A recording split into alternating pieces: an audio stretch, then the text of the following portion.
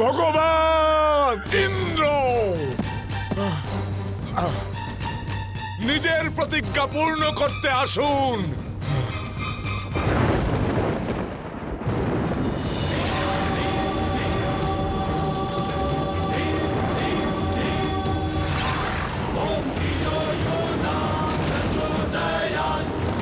নিজের প্রতিজ্ঞা ভুলে গেলেন ভগবান ইন্দ্র।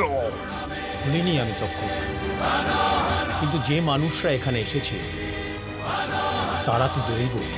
স্মরণে রেখো, কোনো পরিস্থিতিতেই পারবে না এদের পরাজিত করতে। কিন্তু আপনি তো করতে পারেন ভগবান ইন্দ্র, আপনাকে ওদের থামাতেই হবে। ঠিক আছে তক্ষক, আমি প্রতিজ্ঞা ভঙ্গ করব না। হ্যাঁ অর্জুন, এই নাগদের ভগবান ইন্দ্র রক্ষা করছেন, আর তুমি ভগবান ইন্দ্রর কৃপাপুত্র। ভগবান ইন্দ্র তোমার পিতৃস্থানীয়। তুমি কি তার সঙ্গে যুদ্ধ করতে পারবে? বেদে লেখা আছে ভগবান ইন্দ্রের সমতুল্য শক্তিশালী আর একজন মাত্রই দেবতা আছেন, অগ্নিদেবতা। আমি অগ্নিদেবের কাছে প্রার্থনা করব যেন তিনি কেবল মায়াসুরের মায়াই ভক্ষণ করেন, বৃক্ষাদির কোনো ক্ষতি করবেন না। কিন্তু নাগদের না ভক্ষণ করে অর্জুন, মনুষ্যকুলের রক্ষার্থে যদি এই নাগদের হত্যা করি তবে তা অধর্ম।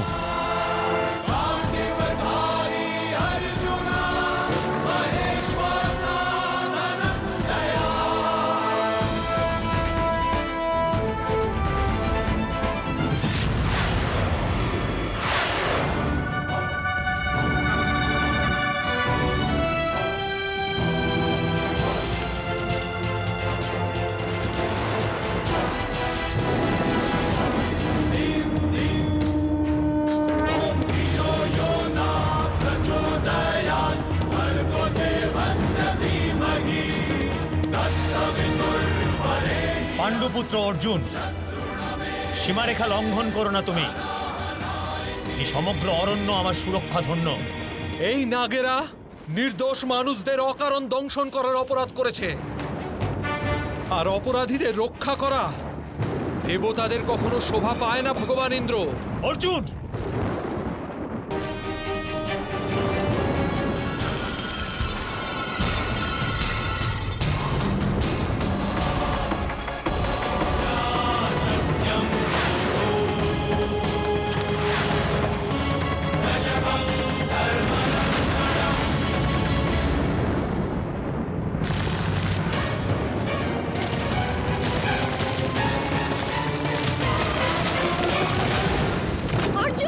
ভ্রাতা,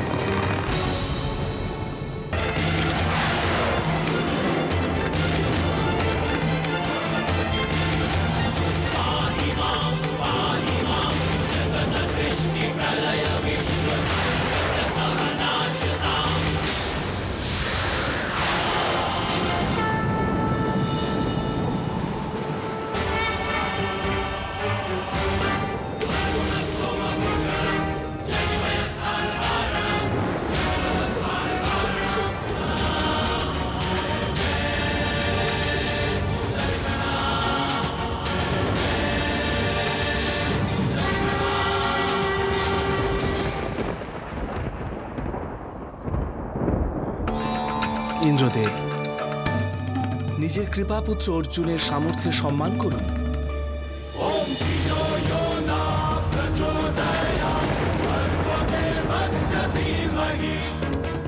বাসুদেব, আমি তক্ষককে রক্ষা করার প্রতিজ্ঞা করেছি। আর সে কেমন পুত্র যে পিতার প্রদত্ত প্রতিজ্ঞা পালন করতে না পারে? রক্ষা করার দায়িত্ব তো অর্জুনও নিয়েছে নিজের প্রজাদের। কিন্তু বাসুদেব, যদি পিতা আর পুত্রের প্রতিজ্ঞায় বিরোধ হয় কখনো, তবে কার মূল্য অধিক হয়? উভয়েরই। পিতার সাফল্য পুত্রের জ্ঞান বৃদ্ধি করে, আর পুত্রের সাফল্য পিতাকে গৌরবান্বিত করে। এই উচিত হবে ইন্দ্রদেব যে আপনি অর্জুনকে সফল হতে সাহায্য করুন। সাহায্য তীর নিক্ষেপ করে চাওয়া যায় না। আপনার বাস তো সর্বদিকে ভগবান। এমন কোন দিক আছে যেদিকে তীর নিক্ষেপ করে আপনাকে প্রসন্ন করা সম্ভব হবে? কি সাহায্য তুমি লাভ করতে চাও অর্জুন? সাহায্য জানার পূর্বে আমার কি সংকল্প তা শুনে নিন ভগবান ইন্দ্র। আমরা সর্ব সমাজের সদা সর্বদা রক্ষণ করব। আমাদের এই সুন্দর নগর ইন্দ্রপ্রস্থ নামে খ্যাত হবে। ইন্দ্রপ্রস্থ নামে খ্যাত হবে। আমি প্রসন্ন হয়েছি। কি সাহায্য চাও? সেই নগরী নির্মাণ করে দিন যা আপনার নামে প্রসিদ্ধ হবে। আমি বিশ্বকর্মাকে আদেশ করব, তিনি নগর নির্মাণের কাজ আরম্ভ করবেন। ভগবান ইন্দ্র, আমি প্রতিজ্ঞা করছি যে আপনার এই পুত্রের বংশের অন্তিম প্রদীপ আমি নিভিয়ে দেব।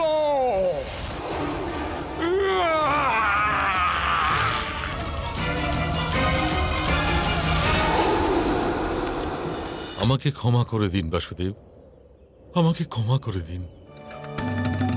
মাধব, আমি আপনার কাছে মিনতি করছি যে একেও ক্ষমা করে দিন। ময়াসুর, পার্থ মিনতি করছে তাই তোমাকে ক্ষমা করলাম ময়াসুর। কিন্তু ভবিষ্যতে যখনই তোমাকে প্রয়োজন হবে তখন তোমাকে তোমার কৌশলের প্রয়োগ আমাদের জন্য করতে হবে।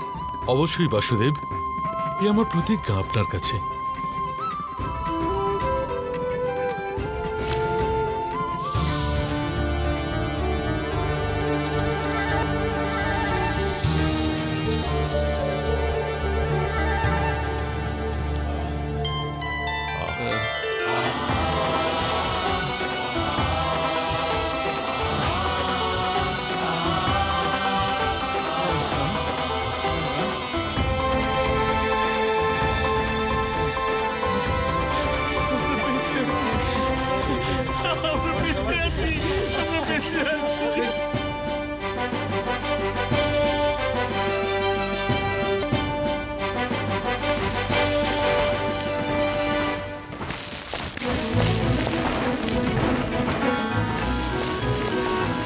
ইন্দ্রপ্রস্থ।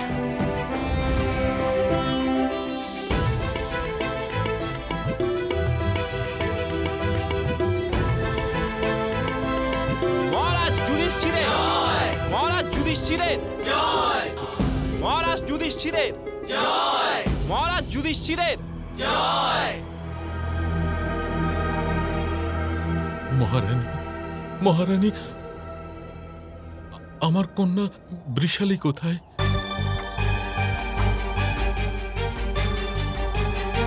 ওই দেখো, ওখানে ও কে? এ তো এক কন্যা। চলো চলো গিয়ে দেখা যাক। হ্যাঁ হ্যাঁ, চলো চলো চলো। ওমা, এ তো বৃষভানের কন্যা। চলো একে গ্রামের বৈদ্যর কাছে নিয়ে যাই। চলো।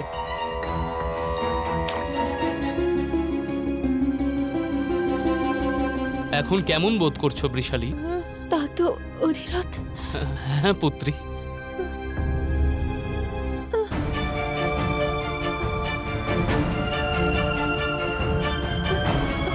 ওখানে সর্বেরা আক্রমণ করেছিল তাত অধিরথ।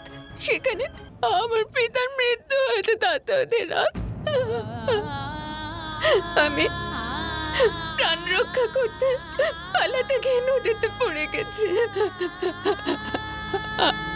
মৃত্যু কারু হয়নি কন্যা।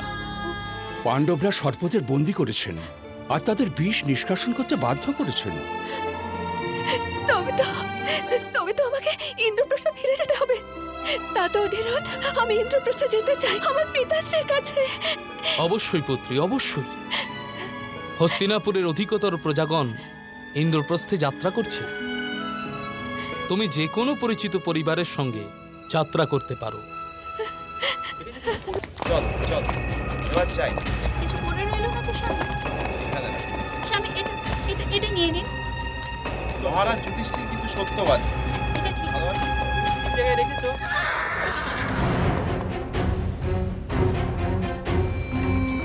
এতজন মানুষ ইন্দ্রপ্রস্থে বাস করতে যাচ্ছে মামাশ্রী। এ কি আমার আর পিতাশ্রীর অপমান নয়? অবশ্যই অপমান বাছা আমার। এই লোকগুলোকে হস্তিনাপুর ত্যাগ করার পূর্বে আটকাতে হবে বাছা আমার। মনে হচ্ছে মহারাজের সঙ্গে দেখা করতে হবে। সম্রাট ধৃতরাষ্ট্রের এই আদেশ যে কেউ যদি হঠকারিতা করে নগরের বাইরে যাওয়ার চেষ্টা করে তাকে বন্দী করে নেওয়া হবে। ক্ষমা করবেন অঙ্গরাজ, এই দ্বার খুলে আমাকে অপর দিকে যেতেই হবে। বন্দী করে নাও এই কন্যাকে। অঙ্গরাজ কর্ণ। মহাভারত